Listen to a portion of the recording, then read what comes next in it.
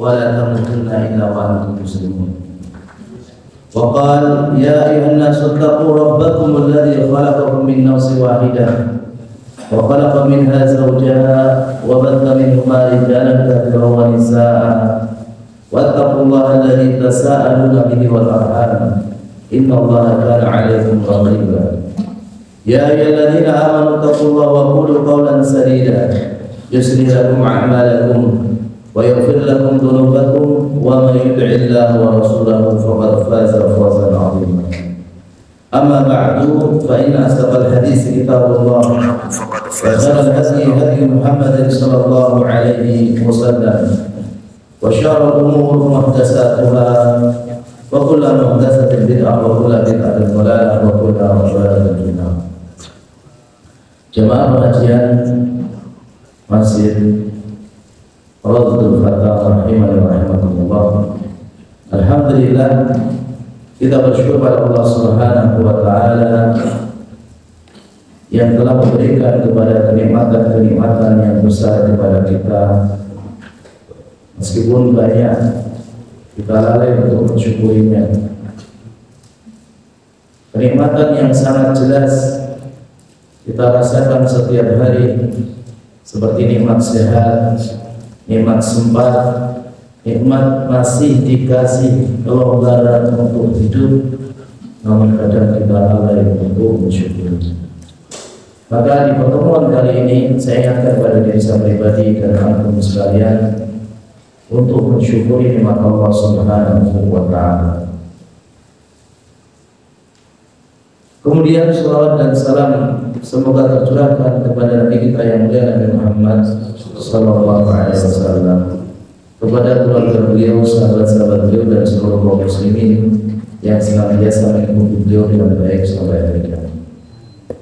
Jemaah sekalian, rahimani wa rahimakumullah, sebagaimana yang saya sampaikan dulu di awal masuk tentang bab yang keempat itu, dalil-dalil bahwasanya manhaj salaf itu hujjah. Saya sudah katakan di sini banyak sekali dalilnya.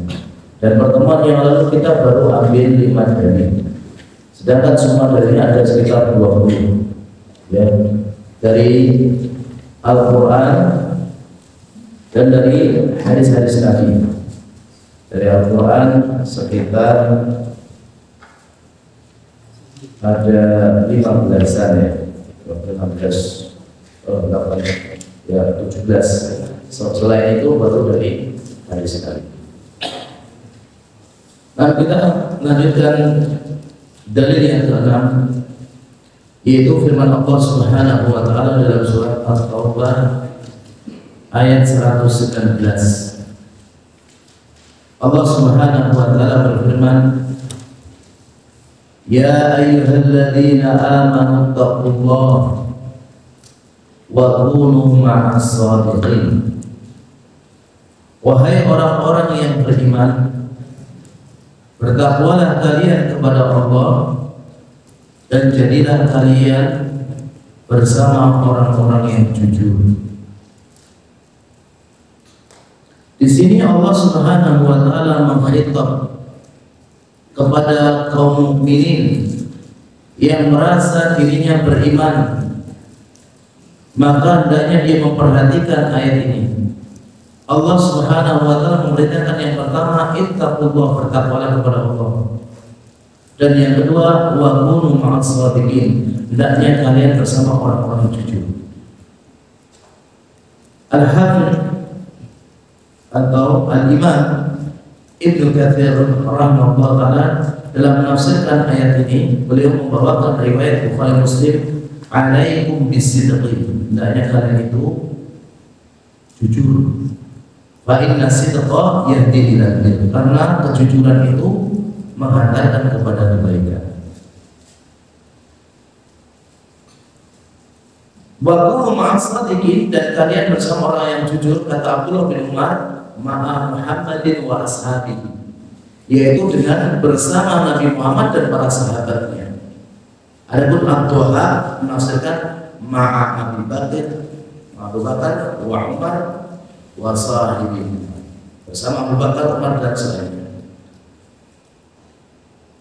Al-Imam Ibnu Qayyim Al-Jauziyah, beliau selevel dengan Ibnu Katsir, sama-sama muridnya Ibnu Taimiyah. Beliau mengatakan wala raiba, dan tidak ada keraguan, annahum a'immatus shadiqin, bahwasanya mereka Nabi dan para sahabatnya adalah imamnya orang-orang yang jujur. Wa kullu shadiqin ba'dahum fadihim ya'tamu fi sidqihi, dan setiap orang yang jujur yang datang setelah para sahabat, maka mereka ini mengikuti kejujuran para sahabat. Bal haqiqatu sidqihi ittiba'u lahum wa qawluhu ma'ahum. Bahkan hakikat kejujuran yaitu mengikuti mereka para sahabat dan bersama para sahabat. Di sini jamaah dijadikan dalil oleh Syekh Salim bin Eid Al-Hilali bahwasanya kita diperintahkan mengikuti manhajnya, metode beragama, tata cara beragama para sahabat, karena mereka adalah imam di dalam masalah kejujuran. Dan beliau mengatakan wa ma'lumun, dan sudah diketahui, anna man khalaqahum fi syai'in, orang yang menyelisih para sahabat dalam sesuatu, wa in wafaqahum fi ghairi, meskipun sama dalam sesuatu yang lain, lam yakun ma'hum fi ma khalafahum fihi, maka mereka sejatinya tidak bersama para sahabat terhadap apa yang mereka berselisih, mereka yang selisihkan. Wa hina idin fa yusaddiqu alaihi annahu laisa ma'hum, maka di waktu itu kejujuran dia tidak bersama dengan para sahabat. Bahkan tafi'anul ma'iyah al-mutlaqah, maka dinafikan kebersamaan bersama sahabat, kebersamaan yang mutlak ditiadakan. Ini berarti kan jemaah, kalau ada orang Islam mengikuti tata cara ibadah mengikuti sahabat, ibadah berusaha untuk nyontoh Rasul kayak para sahabat, tapi muamalahnya berbeda dengan para sahabat, sedangkan dia mampu untuk mengikuti para sahabat, hakikatnya dia tidak ittiba'u pada as-shadiqin, orang-orang yang jujur. Karena sebagian kaum muslimin itu ada yang modelnya seperti orang Yahudi, mengambil sebagian, meninggalkan sebagian. Makanya Allah katakan, atu'minu nabi ba'd wa takfuru nabi ba'd. Apakah kalian itu beriman dengan sebagian, meninggalkan sebagian? Ini tidak boleh. Kalau selama kita mampu apa yang dilakukan oleh para sahabat, yang mereka ini adalah manhajnya yang mengikuti, menjadikan Rasul sebagai imam, maka kita harus mengikuti. Jadi sahabat itu mengikuti Nabi dalam masalah akidah seperti akidahnya Nabi, muamalah seperti muamalahnya Nabi, suluk adab seperti adabnya Nabi. Ya. Saya ambil contoh sekarang. Kalau ada orang bersemangat untuk memboikot produk Yahudi, bagus ya? Bagus. Tapi mereka yang mereka pahami hanya produk berupa makanan. Unilever, kemudian naik, Pepsi, kemudian Coca-Cola ini. Tapi mereka nggak paham tentang Al-Quran dan hadis. Produk Yahudi itu apa? Dusta. Produk Yahudi itu apa? Riba. Produk Yahudi itu apa? Beriman sebagian, mengkufuri sebagian. Produk Yahudi itu apa? Hilah, cari-cari kebenaran. Ini produk Yahudi.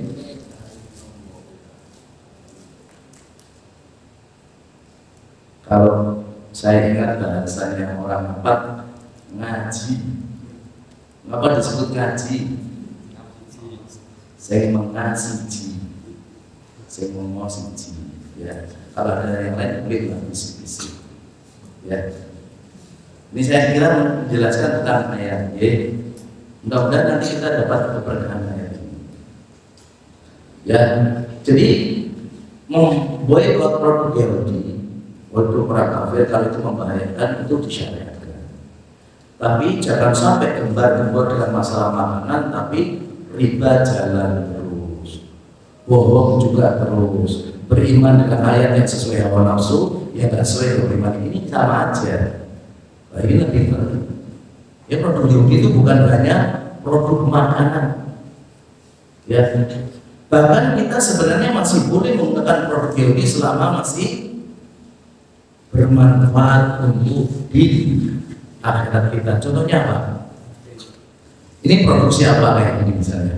HP produksi apa? Dimanfaatkan nggak? Manfaatkan. Maka cara memboikot pun ada kaidahnya dalam ilmu Al-Quran, hadis, kemudian dijelaskan oleh para ulama. Semangat itu bagus kalau ada dasarnya ilmu. Ya. Jadi ini ayat ini dijelaskan oleh Ibnu Qayyim tadi bahwasanya tidak ada keraguan mereka yang para shodiqin adalah para sahabat Nabi, sedangkan orang-orang yang jujur setelah para sahabat hakikatnya mereka mengikuti para sahabat Nabi. Dan tadi dijelaskan oleh Syekh Salim bin Al-Hilali, kalau ada orang mengikuti satu hal kepada sahabat tapi hal yang lain tidak diikuti, hakikatnya tidak mengikuti. Makanya kita disuruh mengikuti para sahabat Nabi dalam masalah akidah, keyakinan, dalam masalah muamalah, dalam masalah berpakaian, dalam masalah semuanya. Tapi jangan sampai salah paham. Kalau berpakaian berarti kita nanti kayak orang gurun. Bukan. Berpakaian yang mana diperintahkan syariat menutup aurat. Nah, itu pakai. Laki perempuan menutup aurat. Ya. Kemudian meninggalkan yang di situ ada larangan dari agama. Seperti apa? Terlalu tipis, terlalu ketat untuk perempuan, kemudian dikasih parfum, kemudian yang menggoda ataupun yang syubroh, itu jangan. Dalam masalah muamalah juga sama, dalam masalah yang lain juga sama. Maka kalau ada orang mengikuti sebagian besar tidak mengikuti, hakikatnya tidak mengikuti. Beliau memberikan analogi. Kama anna ismal faqih wal alim. Demikian juga nama orang yang faqih yang alim indal itlaq secara mutlak la yuqalu lahu, tidak boleh diberikan kepada liman ma'ahu mas'alatun mas'alatani. Tahu satu masalah paham, tahu dua masalah paham sekali, tapi masalah yang lain nggak tahu, tidak boleh dikatakan dia sebagai faqih atau alim. Paham ini bisa dipahami betul? Jadi kalau misalnya dia masalah ilmu itu banyak nggak tahu, cuma qadarullah dia sering sekarang ke Palestina, bahkan sampai 10-20 tahun di sana. Masalah Palestina, masya Allah, alim, tahu persis perkembangan di sana, kondisi di sana. Dan orang yang semacam ini tidak tahu, oh ini orang alim, orang ahli. Bukan, dia cuma tahu dalam masalah semacam ini. Saya juga dapat faedah. Kalau ada seorang pengajar, seorang alim yang dia menguasai banyak ilmu, kemudian memaparkan suatu masalah, kebetulan salah satu muridnya itu paham masalah itu, paham sekali, karena dia sudah membahas, meneliti, mendiskusikan. Waktu itu sama gurunya lebih paham dia. Ya Syekh, anak agak muda gini. Itu tidak boleh. Kenapa? Dia paham cuma 1-2 masalah, sedangkan gurunya lebih memahami banyak masalah. Makanya itu tidak boleh dinisbahkan dia faqih, dia alim. Demikian kebalikan tadi. Kalau ada orang mengikuti seperti sahabat Ahlusuf, cuma nama, yaitu para sahabat mereka itu dulu yang di masjid itu dikatakan Ahlusuf. Kenapa? Mereka jarang makan, jarang minum, gak memiliki keluarga, gak memiliki makanan. Akhirnya mereka pun pakainya kain wol, baju suf, disebut Ahlusufah, orang-orang yang zuhud. Nah, sebagian kaum muslimin mengikuti, oh suf. Akhirnya mereka menisbahkan diri sufi, cuma dalam masalah pakaian. Tapi dalam masalah halal haram, mereka nggak mengikuti para sahabat. Halal haram dimakan, riba masih ada. Ini tidak bisa dikatakan sebagai pengikut sejati para sahabat. Bisa dipahami? Jadi mengikuti bukan hanya satu prinsip. Ya. Kita mengikuti semuanya dalam akidah, muamalah, dalam adab, dalam akhlak dan yang lainnya. Kemudian ayat yang berikutnya, ayat yang ke-7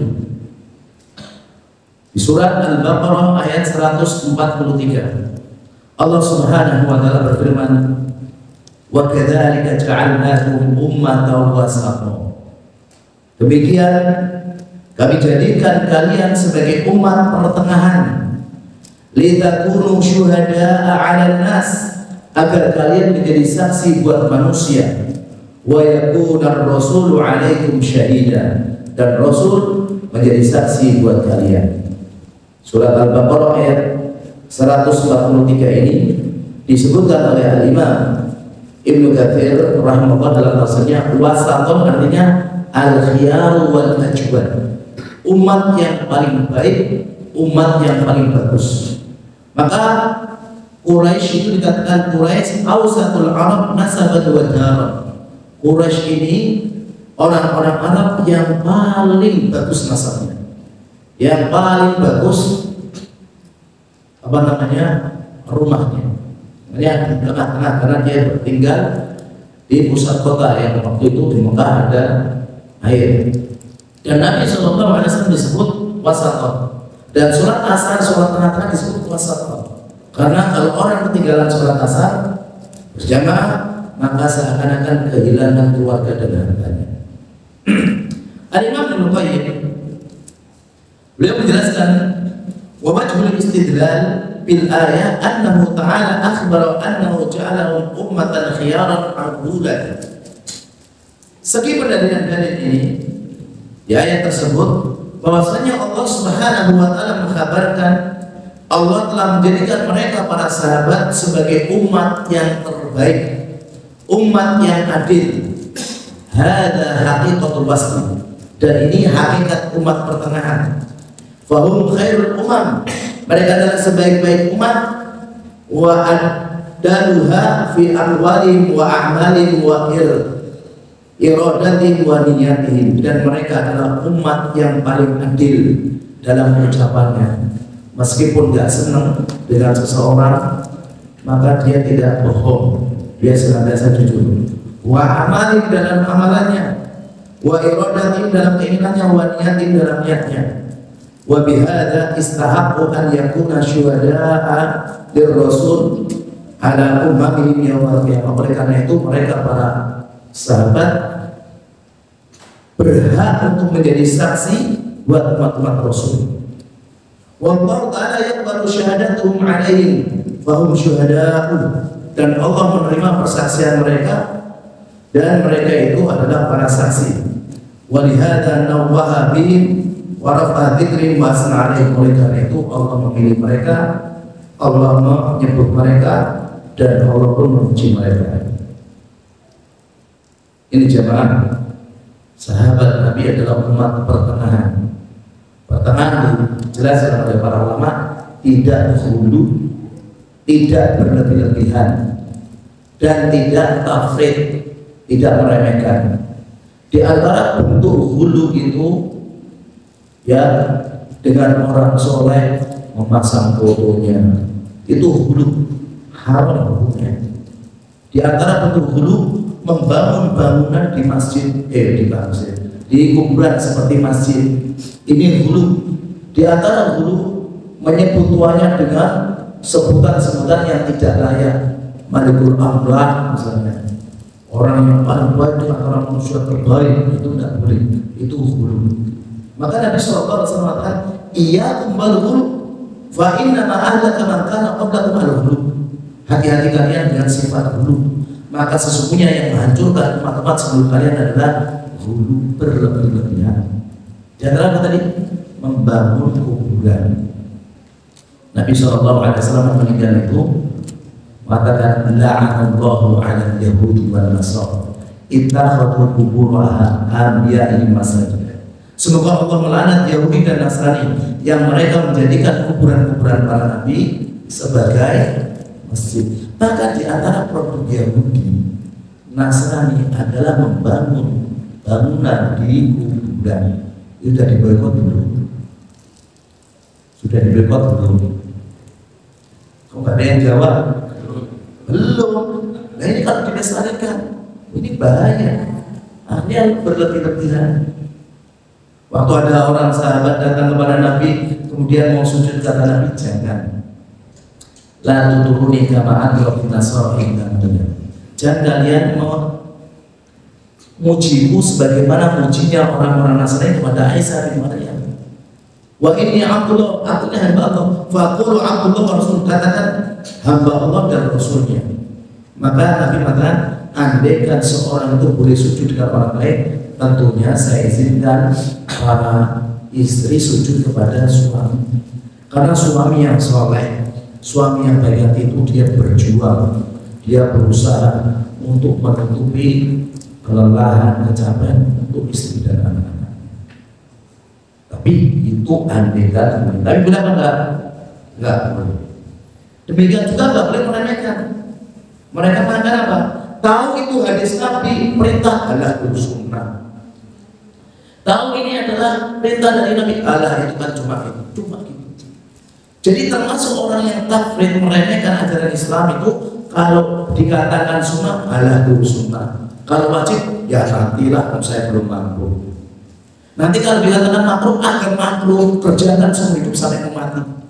Kalau dikatakan ini adalah haram, ya sekali-kali nggak apa-apa. Subhanallah. Ini termasuk orang-orang yang tafrid meremehkan ajaran Nabi. Kalau sahabat diperintahkan, nggak ada kisahnya, nggak ada ceritanya, nggak ada adanya. Nabi sunnah atau wajib? Nggak ada. Kalau kita kan enggak tahu itu sunnah, oh itu sunnah. Ini wajib kok, tapi saya nggak mampu. Ada nggak manusia yang dikerjakan ini sekarang? Ada. Sholat jamaah yang wajib adalah wajib. Pendapatnya adalah Al-Bukhari, Al-Habib Ibn Hajar Al-Asqalani dan para ulama madhab Hambali mengatakan sholat jamaah bagi laki-laki yang balik, tidak ada udzur, tidak safar, hukumnya wajib. Banyak yang meninggalkan atau banyak yang mengamalkan? Meninggalkan. Maka bukan umat wasatoh. Umat kalau ada sunnah tinggalkan, wajib pun tinggalkan. Kalau ada udzur dilakukan, bahkan sekarang mengatakan sunnah. Ini kan sunnah. Subhanallah. Ini musibah jemaah. Wasyahid al-maqbul 'inda Allah alladhi yashhadu bi'ilmin wa sidqin. Perhatikan di sini.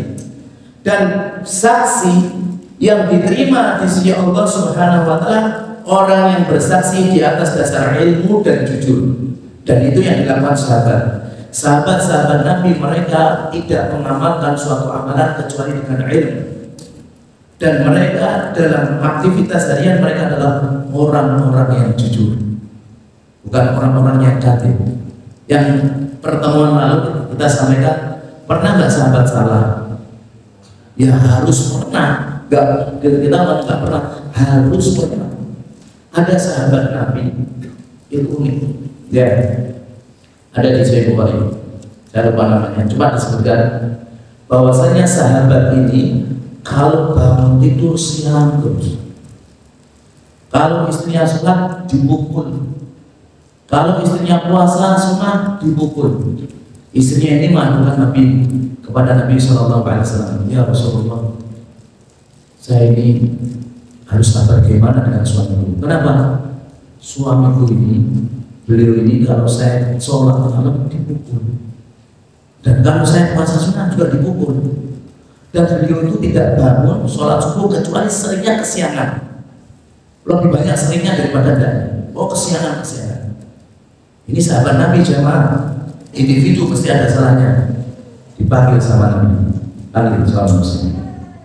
Mas, sampai benar ya? Kalau istrimu sholat kamu pukul, iya ya Nabi. Nah kenapa? Istri saya Nabi kalau sholat itu enggak rambut sampai subuh.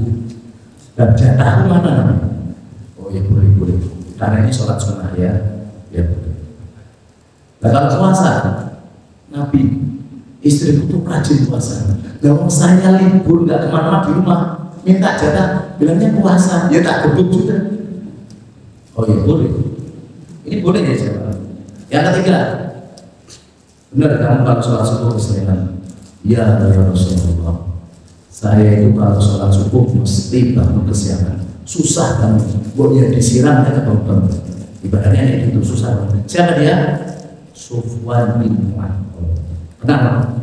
Dia yang dulu bersama Nabi, ya bersama rombongan Aisyah, waktu dia ketiduran, kalau matahari sudah siang, ternyata dilihat di sekedup itu ada Ibunda Aisyah dibawa pulang ke kota Madinah yang hanya dituduh dia berzina dengan Aisyah. Sufwan bin Mu'attal.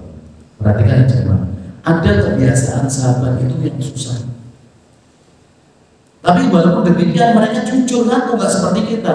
Sampai nunggu Nabi, misalnya di sini panggil ke kiainya atau ustaznya, Mas saya nyuri Pak Ustaz, saya dilahirkan sudah ditulis waktu nggak pernah nyuri. Wah, saya bohong. Sampai bawa kalau saya kok coba tanyakan orang-orang, insya Allah nggak ada.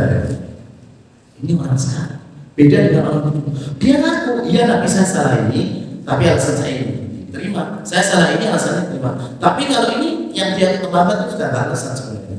Harusnya dilatih. Ya, dan kejadiannya ternyata sampai di peristiwa hadisul ifk. Ya, saya sampaikan kepada antum sekalian, person sahabat sebagaimana person kita itu salah. Tapi kalau manhajnya, metodenya dalam mereka beragama itu maksum. Apalagi kalau misalnya itu ijma'nya para sahabatnya. Karena Nabi SAW mengatakan, la tajtami ummati ala dhalalah. Umatku itu tidak pernah tersesat ya dalam ijma'nya, terutama para sahabat. Oleh karena itu Allah Subhanahu wa taala mengatakan tentang persaksian para sahabat, yaitu orang-orang yang bersaksi dengan ilmu dan kejujuran, illa man syahida bil haqq, kecuali orang yang bersaksi dengan kejujuran, kebenaran, wa hum ya'lamun, dan mereka mengetahui. Ini syaratnya jadi saksi jemaah. Dia harus jujur, dia harus tahu berilmu. Maka kalau nggak jujur, maka kesaksian ini syahadatuz zur, itu hukumnya haram dan dia terima dalam syariat. Dan orang yang bersaksi harus di atas ilmu, nggak boleh pakai persangkaan. Contoh dalam persaksian masalah zina. Kalau ada orang mengatakan kepada hakim, ya hakim, saya melihat fulan sama fulana berzina. Di mana? Di ruangku. Kamu lihat benar? Ya pokoknya saya lihat dia masuk kamar. Nggak diterima. Walaupun masuk kamar pun dilepas baju tetap nggak diterima. Persaksian itu harus berdasarkan ilmu apa? Kalau timba jatuh ke sumur, baru dia lihat langsung diterima. Nah itu kalau persaksian itu minimalnya 2 orang, kecuali masalah perzinahan tuduhan. Ya kalau pada seorang istri harus mendatangkan 4 ya saksi, seorang suami pun harus mendatangkan 4 orang saksi. Tapi ini tidak pernah terjadi dalam kehidupan, karena seorang yang normal kalau pasangannya berzina nggak mungkin dia akan memanggil orang, panggil sini ya, nggak ada. Tapi intinya dalam pembahasan ini, seorang saksi harus jujur, seorang saksi harus berilmu, mengilmui apa yang dia saksikan. Oleh karena itu, tidak layak ada orang setelah sahabat mereka lebih berilmu, mereka lebih jujur, nggak mungkin. Karena kaidahnya para ulama, lau kana khairan masabaquna ilaihi. Andaikan perbuatan itu bagus, andaikan amalan itu bagus, tentu para sahabat adalah orang-orang yang duluan untuk mengamalkan. Ini kaidah ini dipahami jemaah ya. Ini kaidah dimukil oleh para ulama ya, dari zaman ke zaman, menyebutkan bahwasanya para sahabat itu orang yang paling hirs, paling bersemangat terhadap kebaikan. Kemudian ayat yang ke-8, di antara dalil bahwasanya hujahnya manhaj salaf itu benar adalah firman Allah Subhanahu wa taala dalam surat Al-Hajj ayat 78. Jadi hafalkan surat sama ayatnya aja, nanti buka lagi. Surat Al-Hajj ayat 78. Allah Subhanahu wa taala berfirman, "Wajahidu fillahi haqqa jihadi." Dan berjihadlah kalian di dalam agama Allah dengan sebenar-benarnya jihad. Wajtabakum, dan dia Allah telah memilih kalian. Wa ma ja'ala 'alaikum fid din min haraj, dan tidaklah Allah menjadikan untuk kalian dalam agama ini kesusahan. Millata abikum Ibrahim, ikutilah agamanya bapak kalian Ibrahim. Wasammakumul muslimina min qabl, dia yang telah memberikan nama kepada kalian muslim sebelumnya. Wa fi hadza liyakuna ar-rasulu syahidan 'alaikum, oleh karena ini Rasul menjadi saksi buat kalian, wa takunu syuhada'a 'alan nas, dan kalian menjadi saksi buat manusia. Jamaah sekalian rahimahullah. Al-Imam Ibnu Qayyim beliau menjelaskan ayat ini, Allah Subhanahu wa taala menghabarkan bahwasanya Allah memilih para sahabat. Mereka adalah orang-orang pilihan yang Allah pilih, dan Allah jadikan mereka adalah orang sebagai ahlinya, keluarga Allah, wa khasatahu, orang-orang pilihan Allah, wa sofatahu, pilihan Allah, min khalqihi ba'dan nabiyyin wal mursalin, setelah para nabi dan setelah para rasul. Jumlah nabi dengan 124.000 diingat-ingat. Hadis sahih riwayat Imam Hakim dalam kitabnya Mustadrak. Jumlah rasul berapa?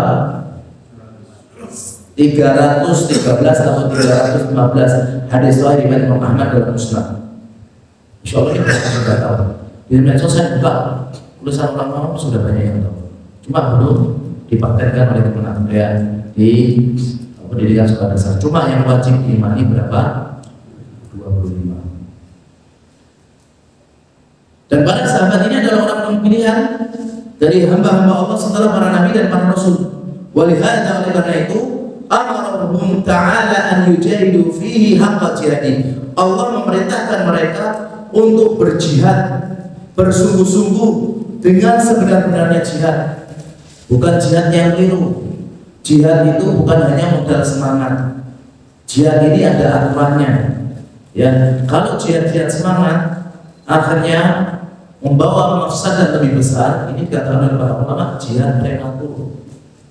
Yang belum waktunya jihad. Jihad itu selain semangat, dia harus punya ilmu, dia juga harus ada pendahulunya, ada imamnya. Ini yang memerintahkan siapa?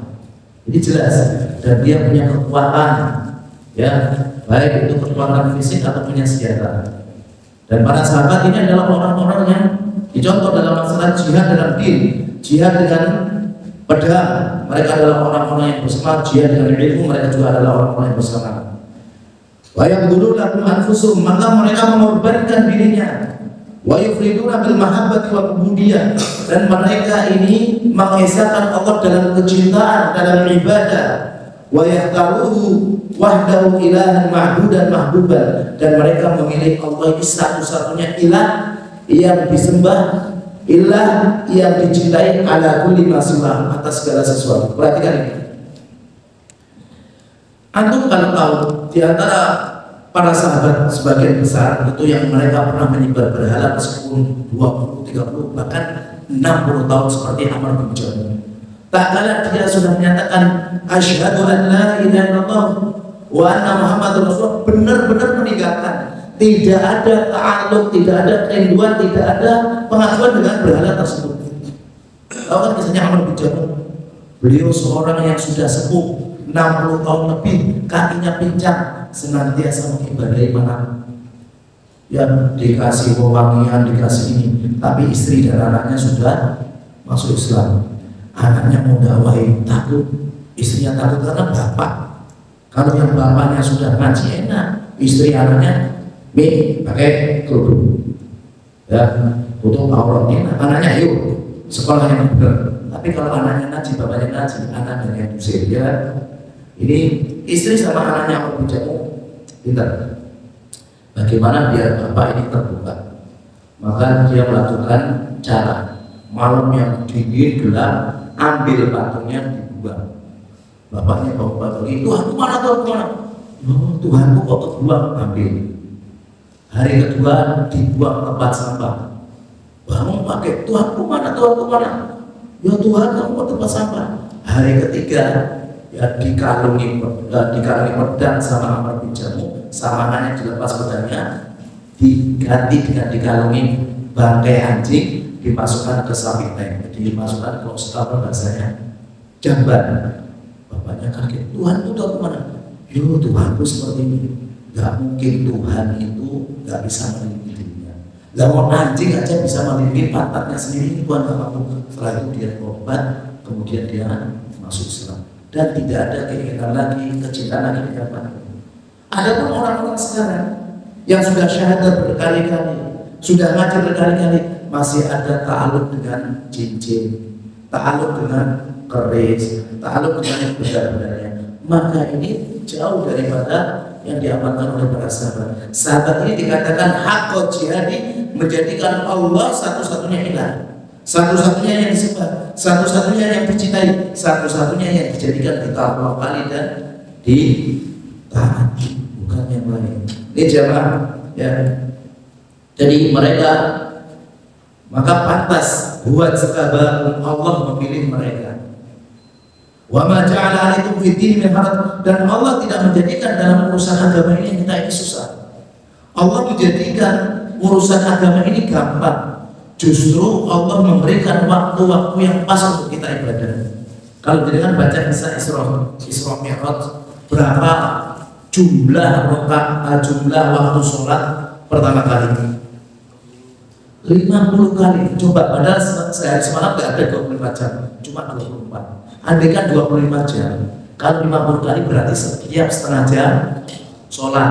Bangun tidur sholat, habis mandi sholat, mau berangkat kerja sholat, sampai tempat kerjaan sholat, mau manggil, mau megang cangkul, megang komputer sholat, baru mulai setengah sholat.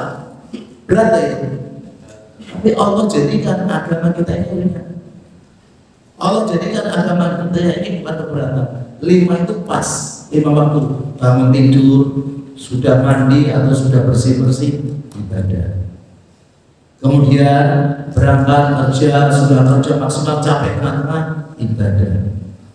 Kemudian dilanjutkan lagi, dan kalau sudah siang itu tak terlalu kuat, maka asar, ibadah. Pulang ke rumah, mandi seger, ibadah. Mau istirahat, ibadah. Dan dikasih waktu istirahat segitu panjangnya, baru ibadah lagi subuh. Agama kita itu tidak ada yang haram. Allah tidak menjadikan kita beragama itu susah. Justru Allah menjadikan agama kita ini mudah, senantiasa ingat Allah. Kalau seandainya kita ibadahnya sehari semalam cuma sekali, atau seminggu sekali, hari Minggu, atau 1 ahad sekali hari Jumat, maka bakal bahaya. Kalau 5 kali aja di masjid gak lupa ya, ingatkannya hari Jumat. Nah ini kalau jadikan agama ini jauh, nah, makanya Allah jadikan agama kita ini pas sesuai dengan ya kebutuhan hamba. Kemudian yang kesembilan, Allah Subhanahu wa taala berfirman dalam surat Ali Imran ayat 101. Allah berfirman, "Wa may ya'tasim billah faqad hudiya ila siratin mustaqim." Dan barang siapa yang dia berpegang teguh kepada Allah, maka sungguh dia mendapatkan petunjuk pada jalan yang lurus. Al-i'tisam, berpegang teguh itu adalah at-tawakkal alaih huwal umdah fil hidayah, bertawakal kepada Allah, dan ini pokok orang mendapatkan hidayah. Maka di antara cara-cara mendapatkan hidayah itu apa? Dia orangnya tawakal, pasrah tobat kepada Allah. Dan di antara orang penghalang hidayah itu apa? Sombong, jahil. Orang jahil, orang sombong itu susah dapat hidayah. Kalau sampaikan ilmu, sampaikan lagi misalnya itu kan kiai, sampaikan lagi itu kan bapak terus itu susah, penghalang. Ya. Al-Imam Ibnu Qayyim dalam menjelaskan ayat ini, wa wajhul istidlal bil ayat, segi pendalilan ayat ini adalah annahu ta'ala akhbara 'anil muqtasimina bihi bi annahum hadaw ilal haq. Allah mengabarkan bahwasanya orang-orang yang berpegang teguh dengan agama Allah, mereka itulah yang mendapatkan petunjuk kepada kebenaran. Dan orang yang paling mendapatkan petunjuk, kata Salim bin Aid, as-sahabatu ridwanullah alaihim mu'tasimuna billahi fa muhtadun. Orang yang paling berpegang teguh dengan ajaran agama Allah, mereka adalah para sahabat yang mereka mendapatkan petunjuk. Fattiba'uhum wajib, mengikuti para sahabat itu wajib. Karena dikatakan dalam ayat yang lain, kalau kamu mengikuti para sahabat, faqad ihtadaw, maka sungguh kalian itu mendapatkan petunjuk. Ya. Kemudian di ayat yang berikutnya, ayat yang ke-10,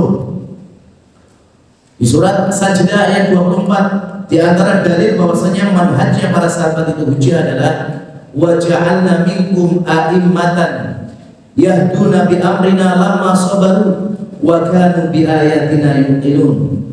Dan kami jadikan di antara mereka para sahabat adalah imam-imam yang mereka mendapatkan petunjuk ya bi amrina, dengan perintah kami, lamma sabaru, ketika mereka sabar, wa kanu bi ayatina yuqinun, dan mereka terhadap ayat kami yakin. Perhatikan ini jemaah.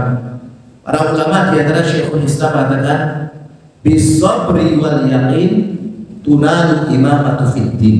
Ini kaidah.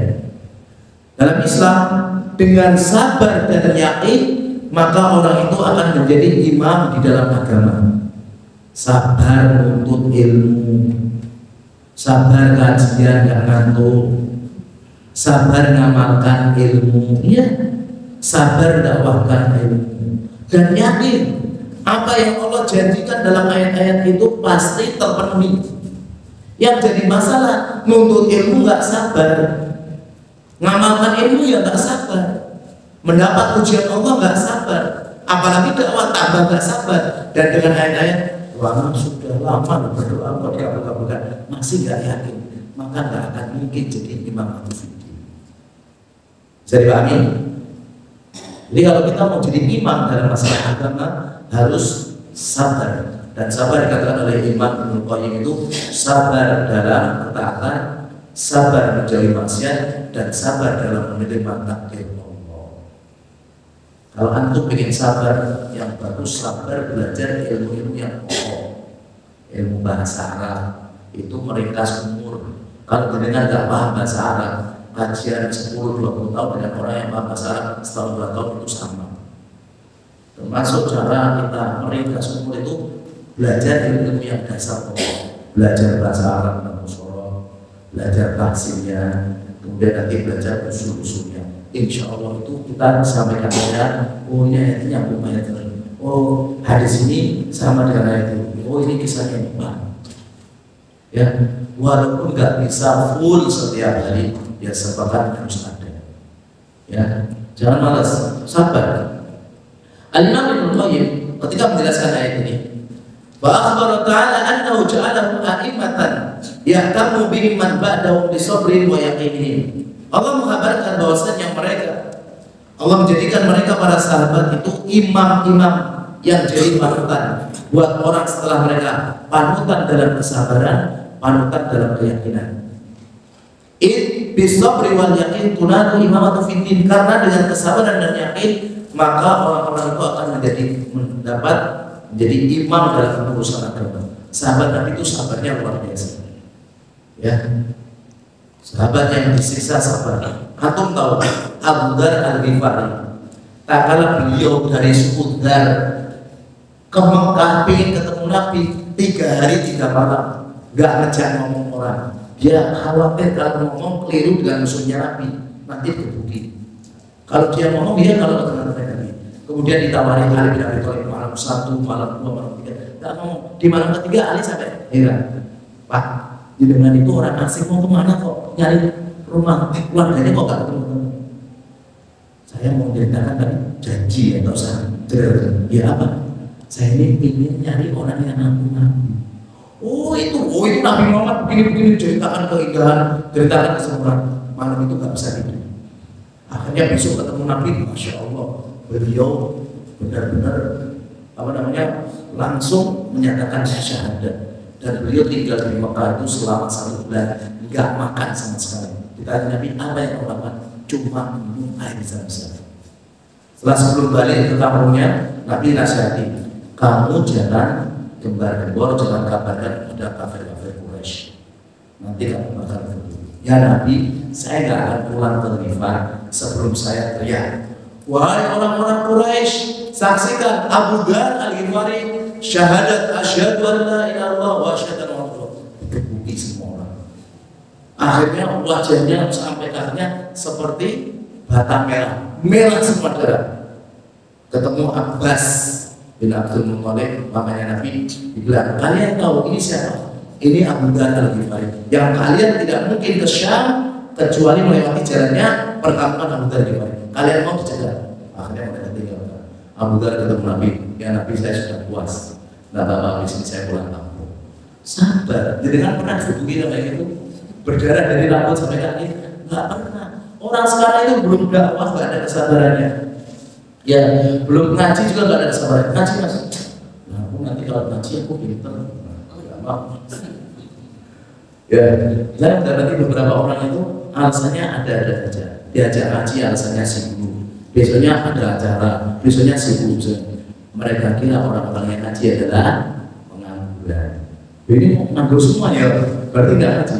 Ini waktunya beda, kita waktu kerja. Ini zaman ya. Ini masih banyak dalil-dalil yang lain ya. Sabar ya, kita bacakan dalil-dalilnya, kita bacakan penjelasan para ulama. Kenapa? Karena ini yang akan membuat kita belajar itu step by step. Awalnya 1-2 ayat, lama-lama kalau kita mendengarkan banyak ayat, banyak hadis, insya Allah keimanan kita akan naik dan kita akan kokoh. Nah, kalau orang jarang ngaji itu lama-lama kokoh, ya lama-lama kokoh. Ini jemaah yang bisa kita sampaikan pada pertemuan malam hari ini. Baik, insya Allah di pertemuan berikutnya kita masih membacakan tentang dalil-dalil hujahnya manhaj salaf. Ya. Demikian kita tutup dengan doa kepada majelis. Subhanallahumma wa bihamdika, asyhadu an la ilaha illa anta, astaghfiruka wa atubu ilaik. Assalamualaikum warahmatullahi wabarakatuh.